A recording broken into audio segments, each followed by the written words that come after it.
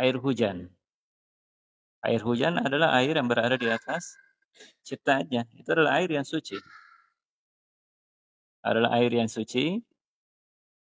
Suci pada zatnya air itu, kemudian juga bisa dipakai untuk mensucikan yang lainnya. Itu tohur namanya.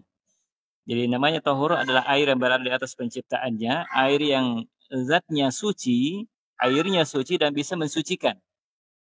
Nah, itu tohur namanya. Itu jenis yang pertama. Kemudian yang kedua, jenis air adalah air yang berubah warnanya, berubah rasanya, dan berubah baunya. Disebabkan karena sesuatu yang bukan najis. Itu namanya tohir. Airnya juga suci. Hanya saja air yang seperti ini suci pada zatnya tapi tidak bisa dipakai untuk bersuci. Asalnya dia suci tapi tidak bisa dipakai untuk berwudu. Tidak bisa. Itu namanya tohir namanya. Ini air yang seperti ini banyak jenisnya. Seperti misalnya teh misalnya. Teh suci atau tidak? Suci. Tapi bisa dipakai berwudu? Tidak bisa. Itu tohir namanya. Dan berbagai macam jenis itu. Mau air susu, mau air kopi, mau air kelapa. Air kelapa juga begitu. Airnya adalah air yang suci. Tetapi tidak bisa dipakai untuk mensucikan yang lainnya. Tidak bisa dipakai untuk berwudu. Tidak bisa dipakai untuk berwudu. Tapi kalau untuk yang lainnya boleh saja. Karena itu adalah suci, boleh itu diminum. Boleh saja dipakai untuk minum. Atau mungkin kalau akan dimasak, bisa saja. Air kelapa kan bisa ya dimasak. Mungkin dibuat kue dan sebagainya kan bisa. Kemudian dimakan. Bisa atau tidak? Bisa. Karena airnya adalah air suci. Adalah air suci. Baik, itu yang kedua. Itu jenis air yang kedua. Kemudian jenis air yang ketiga adalah al-ma'un najas. Adalah air yang najis. Air yang najis. Jadi air yang najis adalah air yang berubah salah satu sifatnya dari 3 sifat dengan turunnya najis kepada air itu. Ketika air turun ke najis, ketika najis turun ke air, berubah salah satu sifatnya, misalnya berubah warnanya. Mungkin warna bening barangkali berubah jadi warna kuning misalnya. Karena turunnya najis, misalnya air kencing. Maka itu adalah najis. Berubah warnanya. Begitu pula ketika berubah rasanya. Ketika berubah rasanya, mungkin warna tidak berubah tapi rasa berubah dengan adanya najis. Maka itu berubah menjadi najis namanya. Begitu pula ketika najis turun ke air dan berubah baunya. Ketika baunya berubah, berarti airnya berubah menjadi najis. Maka air najis ini jadi air yang ketiga. Ini tidak bisa digunakan. Tidak bisa digunakan. Bisa diminum atau tidak? Rasanya tidak boleh. Kenapa? Karena ya bisa membahayakan kesehatan. Kalau diminum. Dan syariat kita dan Allah Subhanahu wa taala melarang kita untuk membinasakan diri kita sendiri. Makanya Allah Subhanahu wa taala sebutkan di dalam Al-Qur'an, Wala tulqu aydikum ila tahlukah. Ini kaidah secara umum, jangan kalian menjerumuskan. Jadi apapun itu, ia merusak kesehatan. Termasuk di dalamnya adalah najis. Termasuk di dalamnya najis. Ini berdasarkan ayat ini bisa dikiaskan kepada yang lainnya. Apa saja yang merusak kesehatan itu dilarang di dalam syariat kita. Di dalam agama Islam. Apalagi sesuatu misalnya yang bisa menghilangkan akal. Itu dilarang, termasuk di antara ilahnya. Kenapa? Karena bisa merusak kesehatan, bisa merusak tubuh jiwa seseorang. Baik. Jadi tidak bisa digunakan ya, air yang najis itu tidak bisa digunakan. Jadi nanti akan ada, mungkin nanti pada pertemuan berikutnya akan dibahas tentang masalah najis. Apa saja yang termasuk najis? Apa saja yang termasuk najis? Apakah seperti kotoran sapi misalnya, kencing sapi, kencingnya anjing, kucing dan sebagainya, najis atau bukan nanti akan dibahas pada pembahasan berikutnya. Baik. Walaupun ini pembagian 3 jenis air, walaupun sebagian para ulama juga ada membagi najis itu hanya 2 saja. Ada yang mengatakan bahwa air itu air tohur, air yang berada di atas penciptaannya. Itu adalah air yang suci. Termasuk di dalamnya yang dibahas oleh para ulama tentang misalnya air ledeng, pam. Itu kan asalnya air kotor. Air kotor mungkin ada bangke, ada apa di situ macam-macam di dalamnya. Tapi kemudian disaring. Disaring kemudian itulah yang kita minum mungkin ya setiap harinya. Dipakai masak, dipakai mandi dan sebagainya. Nanti ada disebutkan. Tapi secara kesimpulannya bahwa air yang sudah disaring kemudian menjadi bersih, maka itu dianggap sebagai air yang suci bisa digunakan. Air yang suci dan bisa mensucikan. Baik. Jadi antara para ulama ada yang hanya membagi 2 saja. Air yang tohur, yang suci, berada di atas penciptaannya. Kemudian yang kedua adalah air najis. Baik. Itu yang pertama, dari pembagian jenis air.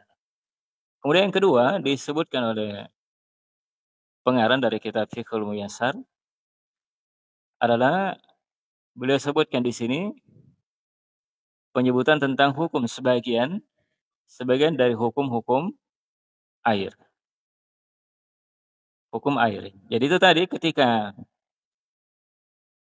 air kejatuhan najis, kemudian berubah salah satu sifatnya, maka itu sepakat di kalangan para ulama bahwa itu berubah menjadi najis namanya.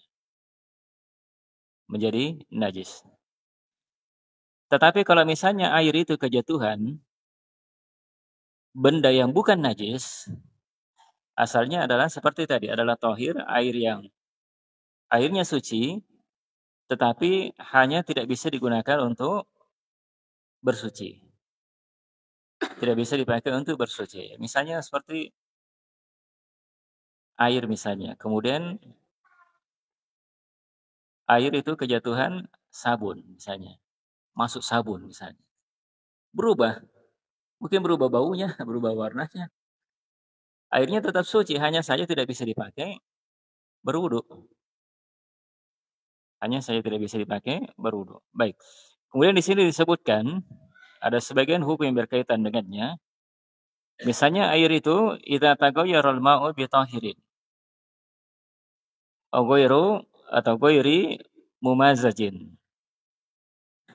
Jadi ada air yang berubah karena kejatuhan benda yang suci tapi tidak bisa larut. Benda itu tidak larut di dalam air. Tidak larut di dalam air. Seperti misalnya kapur misalnya. Jatuh ke air, larut atau tidak? Tidak. Biasanya kan dia mengapung di atas. Atau mungkin dia kejatuhan minyak misalnya. Minyak kelapa. larut atau tidak? Biasanya tidak. Dia akan berada di atas. Dia di atas. Ini terjadi perbedaan ya pendapat di kalangan para ulama, tapi jumhur kebanyakan para ulama mereka berpendapat bahwa air yang kejatuhan benda yang bukan najis tapi tidak larut dalam air, maka mereka berpendapat bahwa itu adalah air yang tahur. Artinya air yang suci dan bisa mensucikan. Tidak makruh untuk digunakan. Artinya boleh saja digunakan. Boleh digunakan. Kenapa? Alasan mereka, para ulama, kenapa? Karena benda yang jatuh ke air itu adalah sesuatu yang tidak larut di dalamnya, hanya saja melekat ya, mungkin kalau dikatakan melekat dengan air. Tapi dan bisa dipisah. Dan itu tidak merubah sifatnya air. Dan inilah yang kemudian pendapat yang lebih kuatnya adalah air yang kejatuhan benda suci tetapi tidak larut di dalam air, berarti kan tidak merubah sifat air itu. Maka yang kuatnya bahwa itu adalah sesuatu yang bukan makruh, artinya boleh saja digunakan air itu. Airnya tetap suci dan boleh untuk digunakan untuk bersuci. Nah, inilah pendapat yang dikuatkan oleh Syekh Ibnu Utsaimin rahimahullahu taala. Baik. Kemudian berikutnya di antara hukum-hukum yang disebutkan berkaitan dengan masalah air, ini juga disebutnya ya para ahli fikih tentang bagaimana hukumnya menggunakan air yang dipanaskan dengan sesuatu yang najis. Cuma mungkin sekarang ini jarang barangkali kita tidak dapati lagi yang seperti itu. Jadi misalnya ada orang masak di panci, kemudian dibawanya memakai kotoran misalnya, kotoran hewan, dipakai untuk memasak air itu dipanasi air itu dengan menggunakan kotoran yang bisa menyala barangkali. Ini terjadi juga perbedaan pendapat di kalangan para ulama. Misalnya dia memasak dengan panci yang tertutup. Maka kebanyakan juga para ulama jumhur, para ulama kebanyakannya mereka berpendapat bahwa itu bukan perkara yang makruh untuk menggunakannya. Artinya boleh saja digunakan air itu ketika bejana yang dipakai, misalnya panci yang dipakai itu adalah panci yang tertutup rapat. Kenapa? Karena sangkaan kuatnya kalau panci itu tertutup rapat berarti kan tidak bisa masuk di dalamnya. Walaupun najis di bawahnya, mungkin kalau ada yang menyangka barangkali mungkin debunya atau apanya naik ke atas kemudian masuk ke dalam air. Kalau tertutup maka sangkaan besarnya bahwa najis itu tidak masuk ke dalamnya. Ke dalam air itu. Maka sangkaan yang seperti ini, sangkaan kuatnya, maka itu yang lebih dikuatkan bahwa boleh saja dipakai. Airnya tetap suci dan boleh dipakai untuk bersuci. Nah, ini yang lebih kuatnya tentunya. Walaupun ada yang mengatakan itu adalah perkara yang makruh. Tapi yang lebih kuatnya adalah itu adalah boleh digunakan air yang dipanasi dengan sesuatu yang najis. Misalnya kotoran hewan dan sebagainya. Ini pendapat yang dipilih oleh Syekh Muhammad Ibn Shalih Al-Utsaimin rahimahullahu ta'ala. Baik, kemudian juga ini yang kedua. Kemudian yang ketiga, di antara hukum-hukum yang berkaitan dengan air, masalah air, ada sebagian juga disebutkan oleh para ulama bagaimana hukumnya air yang ketika najis itu jatuh ke dalam air, tetapi tidak merubah sifatnya air. Jadi ada air misalnya, ini mungkin sering ya terjadi. Misalnya di dalam kamar mandi misalnya. Ada ember, ada isinya air. ketika terpercik misalnya air kencing di situ, masuk di dalamnya. Misalnya mungkin ada 2 tetes, 3 tetes atau lebih, tetapi tidak merubah sifat air. Tidak berubah warnanya, tidak berubah baunya, dan tidak berubah rasanya. Sekarang bagaimana hukumnya air yang seperti ini? Hukumnya air yang seperti ini. Beliau sebutkan oleh Syekh Muhammad At-Thayyar, beliau katakan bahwa sepakat di kalangan para ahli fikih bahwa air ketika bercampur dengannya najis dan tidak merubah salah satu dari sifat itu, maka air itu bukan najis. Tidak merubah air itu menjadi najis. Itu sepakat di kalangan para ulama seperti itu. Airnya sedikit atau banyak, tidak ada perbedaan. Sedikit atau banyaknya air, yang jelas tidak berubah salah satu sifatnya, walaupun kejatuhan najis, tidak merubah sifatnya, maka air tetap dianggap suci dan bisa mensucikan. Bisa dipakai untuk bersuci. Bisa dipakai untuk bersuci. Ini disebutkan, dinukil oleh Ibnu Munzir, bahwa itu adalah ijma' di kalangan para ulama. Sepakat di kalangan para ulama. Sepakat di kalangan para ulama. Hanya saja, ini mungkin ya banyak, mungkin sering atau bahkan kadang mungkin terjadi ya di kita barangkali. Oh, kalau ada kejatuhan air, najis kencing misalnya, airnya 1 ember, mungkin karena dianggap najis, akhirnya dibuang airnya. Tinggal dilihat saja, kalau tidak berubah salah satu sifatnya, maka air itu tetap suci. Dan bisa mensucikan. Itulah tadi yang saya katakan juga, sama dengan seperti air laut misalnya. Air laut kan mungkin banyak orang yang mati tenggelam di laut, kan banyak. Bangkai-bangkai hewan barangkali juga banyak. Tapi apakah air laut itu berubah sifatnya? Tidak. Tidak berubah sifatnya. Makanya air laut itu tetap dianggap suci. Tetap dianggap suci. Jadi sama juga dengan misalnya danau. Danau juga seperti itu. Kalau misalnya danaunya banyak air, tinggal dilihat saja. Tinggal dilihat. Kalau misalnya tidak berubah sifatnya, walaupun ada najis masuk ke dalamnya, maka airnya tetap dianggap suci dan mensucikan. Dan mensucikan. Dan mensucikan. Baik. Akan tetapi, di sini juga disebutkan bahwa akan tetapi mereka, para ulama juga mereka, yang mereka perselisihkan adalah pada air ketika bercampur dengannya najis dan tidak berubah tidak berubah salah satu dari sifatnya. Jadi, ada yang berpendapat bahwa ketika bercampur dengannya najis dan tidak berubah salah satu sifatnya, maka dia adalah thahir. Sama saja airnya banyak atau sedikit. Banyak atau sedikit. Dan ini dikuatkan oleh Syekhul Islam Ibnu Taimiyah dan Syekh Muhammad Shalih Al-Utsaimin. Kemudian yang kedua, ada yang mengatakan bahwa air itu ketika bercampur dengannya air najis dan tidak berubah salah satu sifatnya, maka dilihat kepada airnya.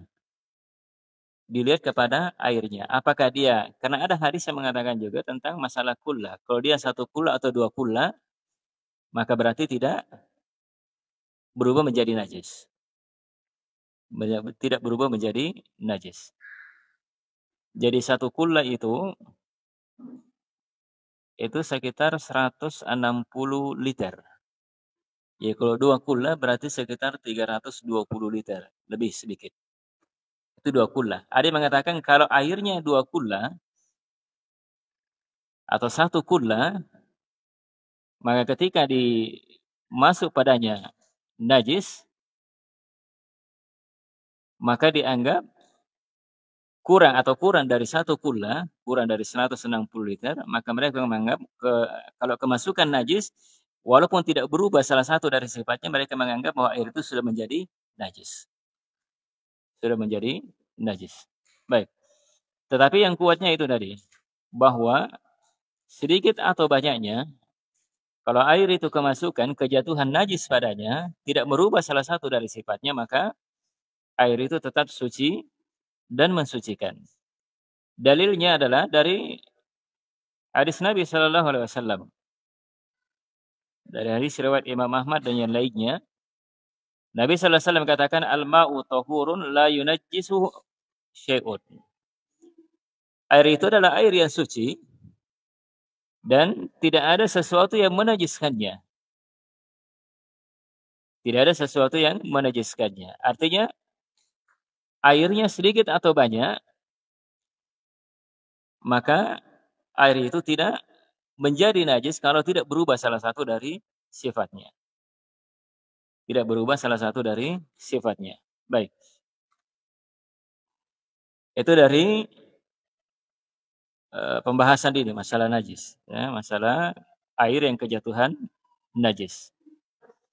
Jadi walaupun juga di sini disebutkan tentang batasan sedikit dan banyaknya air itu, ini juga terjadi perselisihan di kalangan para ulama. Ada yang mengatakan dikatakan air sedikit ketika seseorang memasukkan tangannya ke dalam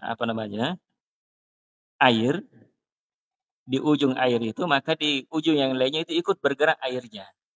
Kalau bergerak mereka menganggap bahwa itu berarti airnya sedikit. Kalau tidak bergerak berarti dianggap air itu banyak. Ini walaupun sebagian ya ada yang mengatakan seperti itu. Tetapi kesimpulannya bahwa annal ma'a la yunajjisuhu qalilan aw katsiran. Bahwa air itu tidak menjadi najis sedikit atau banyaknya kecuali jika berubah salah satu sifatnya. Itu kesimpulannya di situ.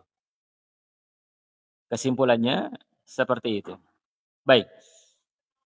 Kemudian pembahasan berikutnya yang berkaitan dengan masalah ini adalah kaifiyatu tathhiril miyahid najasa.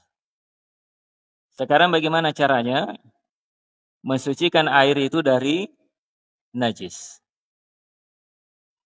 Ini juga terjadi perselisihan di kalangan para ulama bagaimana caranya membersihkan najis itu dengan menggunakan air. Menggunakan air. Sebagian seperti Malikiyah mengatakan bahwa air itu ia najis disucikan dengan dituangkan padanya air. Dituangkan padanya air yang yang lebih banyak sehingga menghilangkan najisnya. Seandainya hilang seandainya ada air itu berubah yang najis kemudian hilang dengan sendirinya perubahan yang dari salah satu sifat itu, maka dianggap dia menjadi suci. Menjadi suci. Ini pendapat sebagian para ulama. Begitu pula Imam Syafi'iyah dan yang lainnya, mereka juga membedakan antara air yang 2 kula tadi atau lebih, atau kurang dari 2 kula. Dari 2 kula. Kenapa? Karena mereka juga berdalilkan dengan sabda Nabi sallallahu alaihi wasallam, "Idza kana al-ma'u kullataini lam yahmil al-khabas."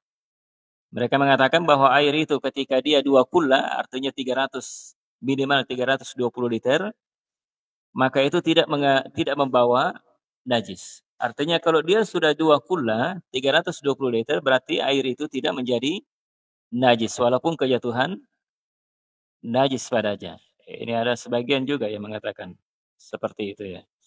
Kemudian juga ada yang mengatakan bahwa jika air itu tidak berubah dengan najis, maka mensucikannya dengan cara mukatsarah. Artinya dijadikan semakin banyak. Misalnya ada air ya di baskom misalnya atau di ember. Jadi air itu kejatuhan najis. Kejatuhan najis. Tetapi tidak berubah tidak berubah salah satu sifatnya. Ada yang mengatakan cara mensucikannya adalah dengan menambah air itu supaya semakin banyak. Ditambah airnya. Supaya semakin banyak airnya, maka dengan itu air itu bisa menjadi suci. Ada yang berpendapat juga seperti itu.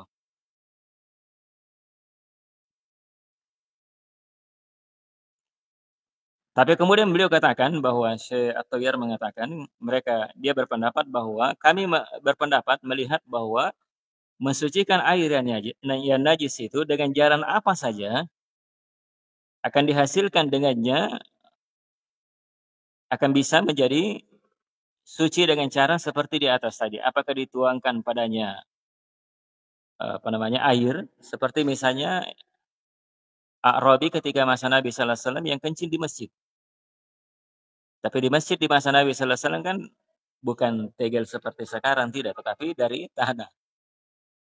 Jadi Nabi sallallahu alaihi wasallam meminta untuk mendatangkan air satu timba kemudian disiram. Setelah itu dipakai salat oleh Nabi sallallahu alaihi wasallam. Itu bisa juga dengan cara seperti itu. Dengan cara seperti itu. Jadi dengan cara apa saja, sama saja apakah bil idofa, artinya di idofa, mungkin dengan cara ditambah seperti air di ember tadi atau di mana saja, atau di kolam, misalnya ditambah airnya supaya semakin banyak. Atau mungkin juga hilang dengan sendirinya.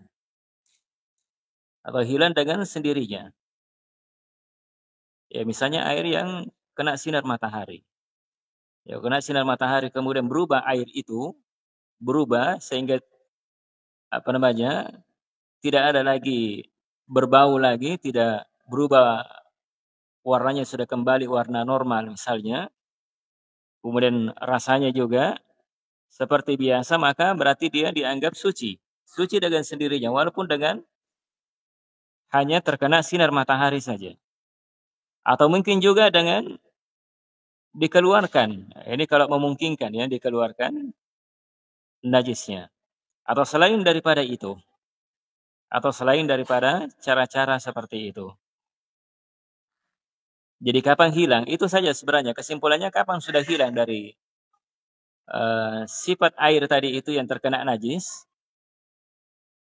Sudah kembali seperti normal kembali, maka dianggap air itu sudah menjadi suci dan mensucikan. Suci dan mensucikan. Baik, kemudian berikutnya pembahasan yang kaitan dengan pembahasan kita adalah hukmul ma'il musta'mal. Sekarang bagaimana hukumnya air yang musta'mal? Air yang musta'mal itu adalah air bekas. Air bekas.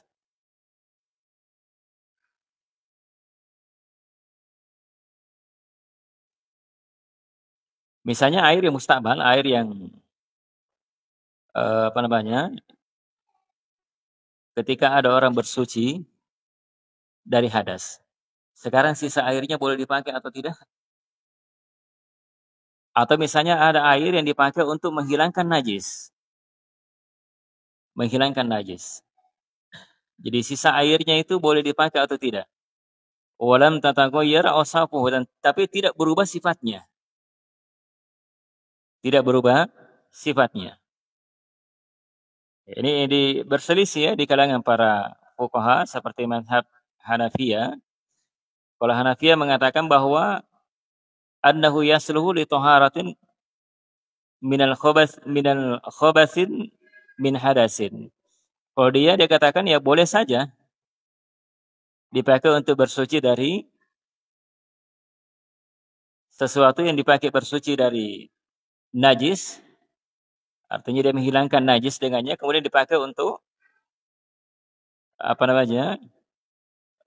bersuci. Ini yang menurut Hanafiyah. Adalah Hanafiyah. Mereka mengatakan bahwa yajuzu idzalatun najasatin hakikiyah. Boleh saja menghilangkan najis secara hakikiyah. Artinya najis yang nampak yang kita lihat, beliau mengatakan boleh saja. Adapun Malikiyah mereka berpendapat bahwa air yang bekas dipakai untuk berhadas, selesai misalnya dia buang berhadas misalnya, bersuci dari hadas, misalnya air bekas wuduknya misalnya, apakah boleh dipakai untuk berwuduk kembali, untuk bersuci? Kalau Malikiyah, kalau tidak berubah sifatnya, mereka mengatakan bahwa dia adalah air yang suci dan mensucikan. Ini Malikiyah. Hanya saja mereka berpendapat bahwa itu adalah sesuatu yang makruh digunakan untuk mengangkat hadas. Untuk mengangkat hadas.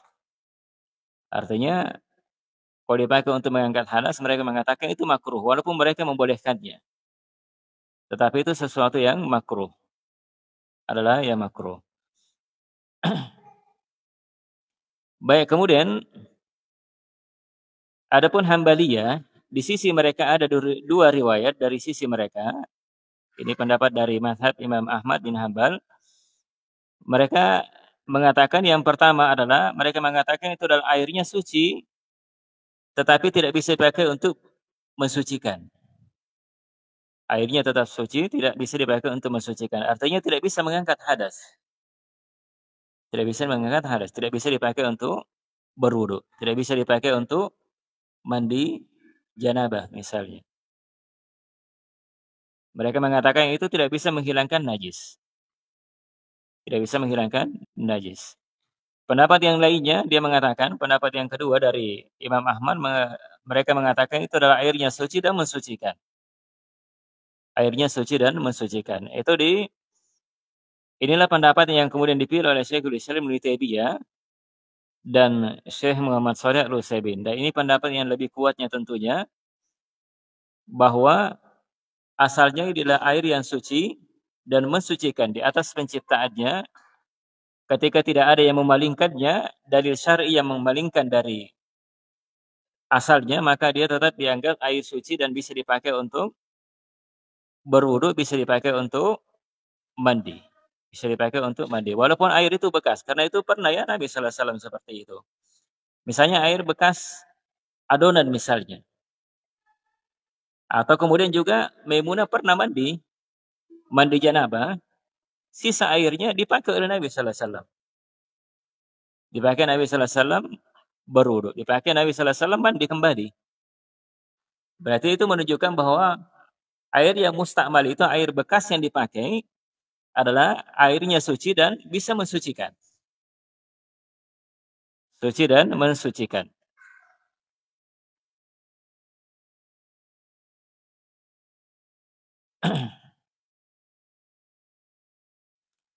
Baik, kemudian berikutnya tentang hukmul ma idza khalatahu tahirun. Bagaimana hukumnya air ketika bercampur dengannya sesuatu yang tahir? Sesuatu yang tahir. Tahir sebagaimana maknanya tadi, tahir artinya air yang suci tapi tidak bisa dipakai bersuci. Seperti misalnya air kelapa, air teh, air kopi dan sebagainya. Dan sebagainya. Maka Syekh Tayyir menyebutkan bahwa sepakat di kalangan para ulama atau ahli fikih bahwa air yang ketika bercampur dengannya sesuatu yang suci, tahir artinya air itu suci tapi zatnya suci tapi tidak dipakai untuk bersuci. Ketika bercampur dengannya dan tidak berubah salah satu dari sesuatu padanya, tidak berubah salah satu dari sifatnya bersama dengan sedikitnya air, maka itu tidak menghalangi dari bersuci dengannya. Artinya boleh dipakai untuk bersuci. Jadi air najis saja, kalau tadi air najis, kejatuhan najis, air itu tidak berubah salah satu sifatnya, itu kan disepakati bahwa itu boleh, airnya tetap suci dan bisa dipakai untuk bersuci. Begitu pula juga dengan air yang kejatuhan dengannya air yang tohir, artinya air yang suci dan tidak bisa dipakai untuk bersuci. Seperti misalnya tadi itu mungkin air kelapa, mungkin kopi, mungkin teh, mungkin susu dan sebagainya. Dan sebagainya. Maka ketika tidak berubah padanya sesuatu bersamaan dengan sedikitnya air, walaupun sedikit airnya, maka itu tidak menghalangi untuk bersuci dengannya. Artinya boleh dipakai untuk bersuci. Boleh dipakai untuk bersuci. Demikian pula ketika air yang bercampur dengannya sesuatu yang suci dan memungkinkan untuk bisa diangkat benda itu. Benda itu. Artinya begini, kalau air itu kejatuhan, sesuatu yang tohir, asalnya benda itu suci, tetapi tidak bisa dipakai untuk mensucikan. Dan bisa dipakai dan bisa kita angkat itu benda, bisa diangkat benda itu, maka asalnya adalah airnya adalah suci dan mensucikan. Seperti misalnya begini, sumur. Sumur kan biasanya ada, mungkin karena tidak pernah dibersihkan dan sebagainya, banyak lumutnya. Ya kan banyak lumutnya biasa. Lumut kan biasanya kan berwarna apa itu? Berwarna hijau. Berwarna hijau. Sekarang airnya suci atau tidak? Airnya tetap suci dan bisa dipakai untuk mensucikan. Bisa dipakai untuk mensucikan. Begitu pula juga dengan yang lainnya. Apakah itu lumut atau mungkin yang lainnya? Atau yang lainnya.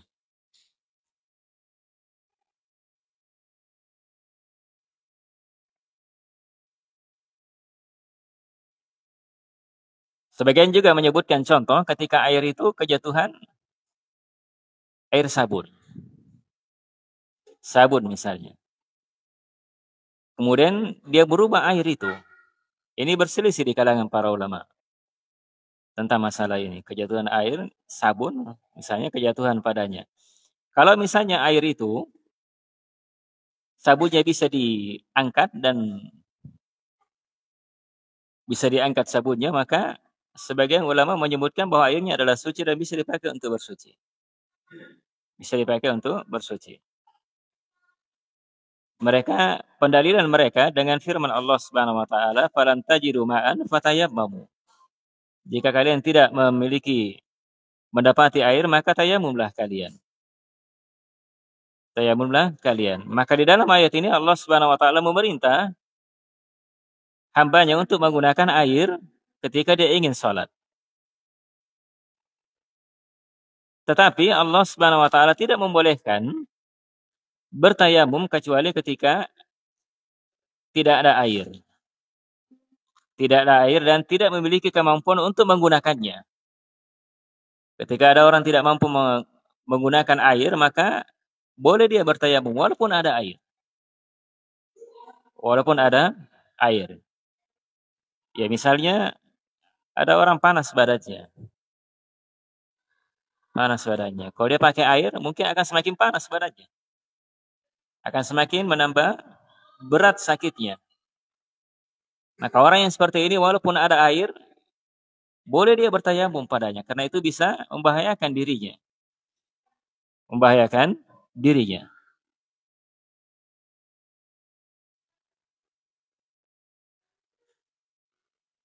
Ini juga pendalilan diangkat oleh sebagian para ulama tentang air yang bercampur dengannya sesuatu yang tohir, yang suci. Yang suci. Air kejatuhan benda yang suci, tetapi tidak bisa sesuatu yang tohir yang tidak bisa dipakai untuk bersuci. Maka apakah air itu berubah menjadi air yang suci dan mensucikan?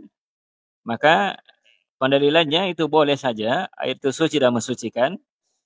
Ini disebutkan dalam riwayat dari An-Nasai dan yang lainnya. Nabi sallallahu alaihi wasallam katakan, atau Ummu Hani mengatakan bahwa anna Nabi sallallahu alaihi wasallam iktasala wa huwa wa Maimuna bi inain wahidin fi qas'atin fiha asarul ajin.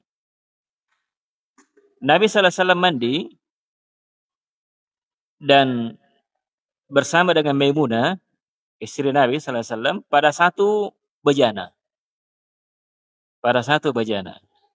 Bejana itu berisi air, fi qas'atin, pada bejana atau baskom dan yang semisal dengannya, di dalamnya itu ada bekas adonan. Adonan roti. Itu dipakai oleh Nabi sallallahu alaihi wasallam mandi, menunjukkan bahwa airnya adalah airnya Airnya adalah air yang suci dan mensucikan karena dipakai mandi oleh Nabi sallallahu alaihi wasallam bersama dengan Maimunah.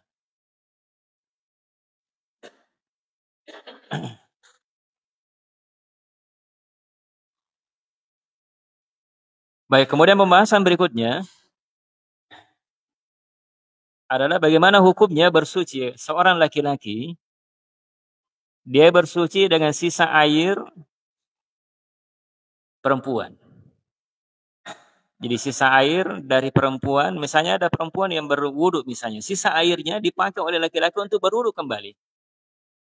Ini bagaimana hukumnya yang seperti ini? Maka para jumhur ulama mereka menyebutkan bahwa bolehnya seorang laki-laki menggunakan sisa air perempuan. Kalau ada perempuan misalnya istri ya misalnya, berwudu misalnya, sisa airnya dia pakai untuk berwudu kembali. Jumhur para fuqaha mereka membolehkannya. Dan ini tentunya yang lebih kuatnya. Ini adalah yang lebih kuatnya. Dalil mereka disebutkan diantaranya adalah dari Ibnu Abbas. Dari Ibnu Abbas, beliau mengatakan bahwa iktasala ba'du azwajin Nabi sallallahu alaihi wasallam fi jafnatin faja'a Nabi sallallahu alaihi wasallam la yaktasila minha. Ibnu Abbas mengatakan bahwa sebagian istri Nabi sallallahu alaihi wasallam mandi pada mangkok besar, baskom atau apa yang semisal dengannya. Maka datang Nabi sallallahu alaihi wasallam kemudian dia mandi dari sisa air di situ.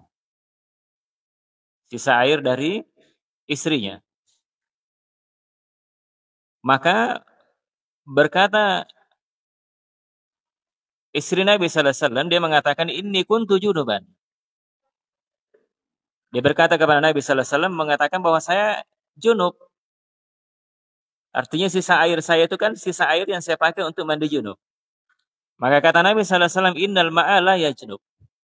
Sesungguhnya air itu tidak menjadikan sesuatu itu junub, tidak. Artinya air itu tetap suci. Itu pendalilannya. Kemudian yang kedua bahwa iktisaluhu sallallahu alaihi wasallam bi fadli Maimunah. Nabi sallallahu alaihi wasallam menggunakan mandi sisa air Maimunah. Sisa air dari Maimunah. Misalnya di baskom dan sebagainya atau di ember atau yang semisal dengannya. Begitu pula juga hadis riwayat Imamul Bukhari dari Ibnu Umar. Nabi sallallahu alaihi wasallam mengatakan kana rijalu atau Ibnu Umar mengatakan kana rijalu wan nisa'u yatawadda'una fi zamani Rasulullah sallallahu jami'an.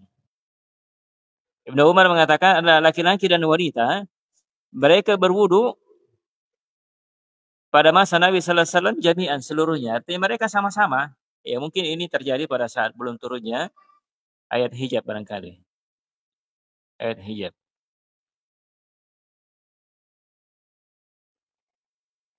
Baik. Ini mungkin sudah hampir waktu saya jawab. Baik. Mungkin sisa waktu yang ada sebelum masuk waktu, mungkin ada yang mau bertanya barangkali.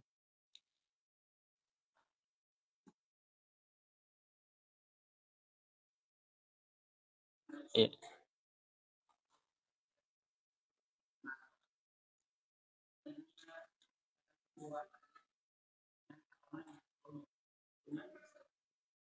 Berubah warna menjadi keruh biasanya. Baik.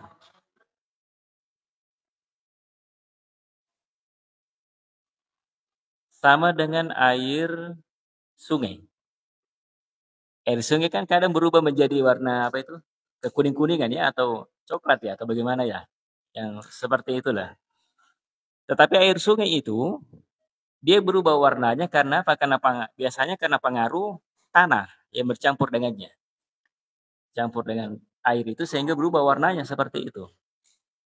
Berubah warnanya. Para ulama menyebutkan bahwa karena tanah itu adalah benda yang suci, maka mereka menganggap bahwa air sungai tetap air yang suci dan mensucikan. Ya sama dengan air sumur seperti itu juga. Itu bisa dikiaskan seperti itu. Baik, mungkin ada yang lain.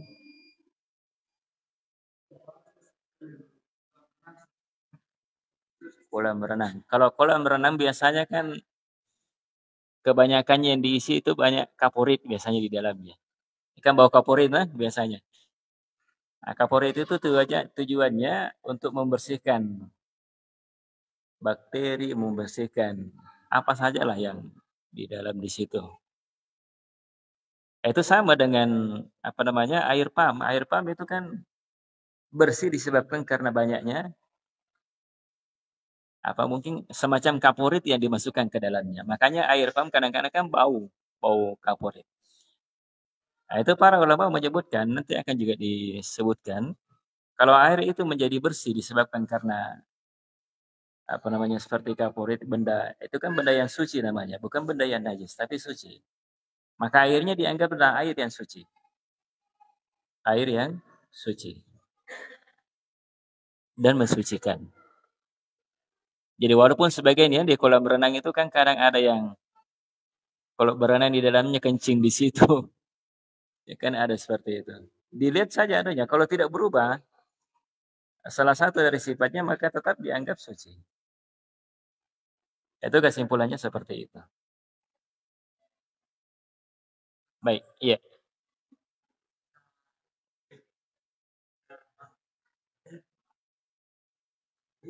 Iya.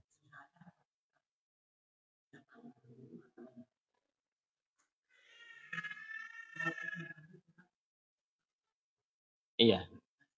Jadi kalau misalnya mandi di ember, misalnya kan ditimba, terus ada yang masuk ke situ. Dari sisa mandi kita kan ada masuk di dalamnya. Kalau air yang masuk di dalamnya, biasanya kan air yang sisa masuk di dalamnya kan air yang bersih juga, bukan air najis sebenarnya. Jadi makanya sisa air itu boleh saja dipakai untuk berwudu kembali. Bisa dipakai. Jangankan seperti itu, air kencing saja kalau masuk misalnya di dalam ember, mungkin 1-2 tetes barangkali misalnya masuk ke dalamnya, kalau tidak berubah sifatnya, tidak berubah warnanya, tidak berbau, rasanya juga tidak, berarti air itu tetap dianggap suci dan bisa dipakai untuk berwudu. Itu kesimpulannya seperti itu.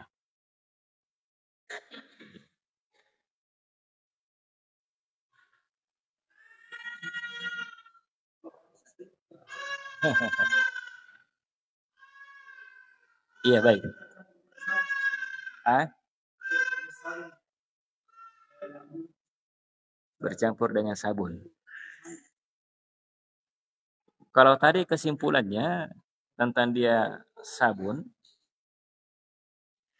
kalau sabunnya bisa hanya mungkin sulit ya untuk diangkat.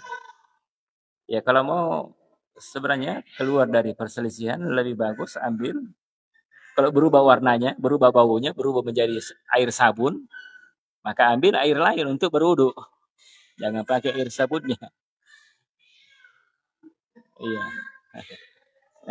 Nanti bukan sebagian orang mengatakan bukan lagi air namanya tapi air sabun. Sama dengan kopi misalnya, bukan air kopi tapi orang katakan kopi. Iya. Baik, saya kira itu untuk hari ini. Mudah-mudahan ada manfaatnya. Lebih dan kurangnya dimaafkan. Subhanakallahumma wa bihamdika, asyhadu an la ilaha illa anta